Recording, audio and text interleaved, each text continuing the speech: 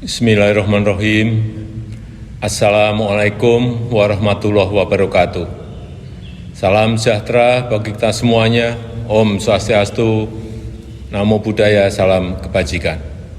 Bapak, Ibu, dan saudara-saudara sebangsa dan setanah air, penerapan PPKM darurat yang dimulai tanggal 3 Juli 2021 yang lalu adalah kebijakan yang tidak bisa kita hindari, yang harus diambil pemerintah meskipun itu sangat berat.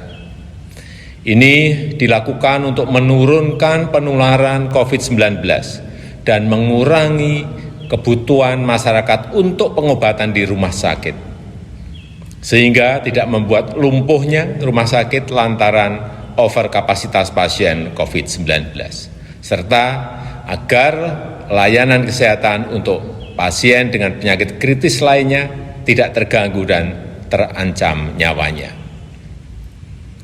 Namun, alhamdulillah, kita patut bersyukur setelah dilaksanakan PPKM darurat, terlihat dari data penambahan kasus dan kepenuhan bed rumah sakit mengalami penurunan.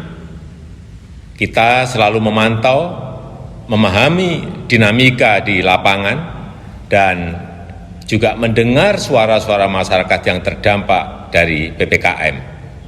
Karena itu, jika tren kasus terus mengalami penurunan, maka tanggal 26 Juli 2021 pemerintah akan melakukan pembukaan secara bertahap. Pasar tradisional yang menjual kebutuhan pokok sehari-hari diizinkan dibuka sampai pukul 20 dengan kapasitas pengunjung 50%.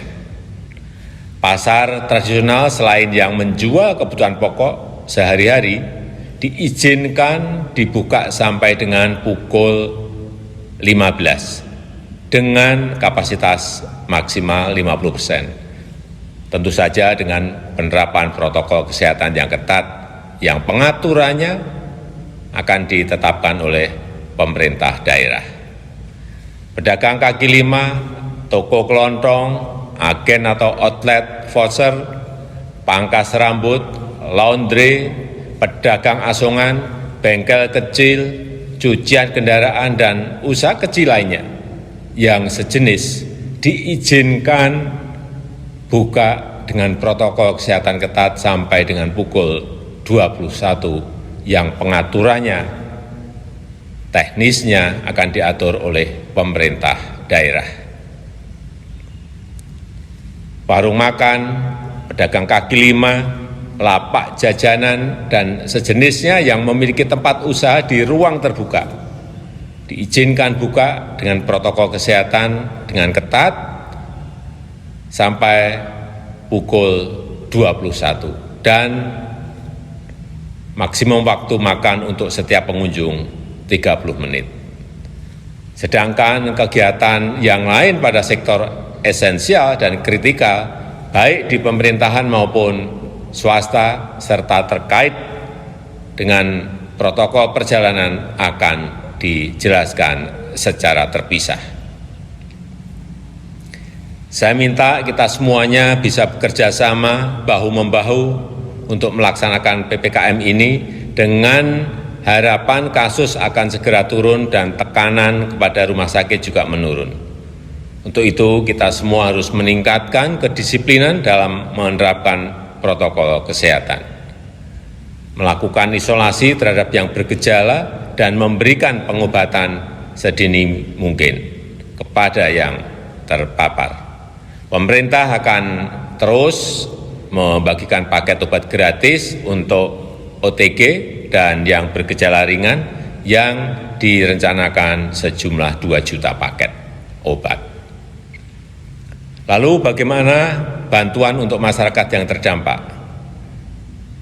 Untuk meringankan beban masyarakat yang terdampak, pemerintah mengalokasikan tambahan anggaran perlindungan sosial Rp55,21 triliun berupa bantuan tunai yaitu BST, BLT Desa, kemudian PKH, juga bantuan sembako, bantuan kuota internet, dan subsidi listrik diteruskan. Pemerintah juga memberikan insentif untuk usaha mikro informal sebesar 1,2 juta untuk sekitar 1 juta usaha mikro, dan saya sudah memerintahkan kepada para menteri terkait untuk segera menyalurkan bansos tersebut kepada warga masyarakat yang berhak. Saya mengajak seluruh lapisan masyarakat, seluruh komponen bangsa untuk bersatu melawan COVID-19 ini. Memang ini situasi yang sangat berat, tetapi dengan usaha keras kita bersama, insya Allah kita bisa segera terbebas dari COVID-19. Dan kegiatan sosial, kegiatan ekonomi masyarakat bisa kembali normal. Terima kasih. Wassalamualaikum warahmatullahi wabarakatuh.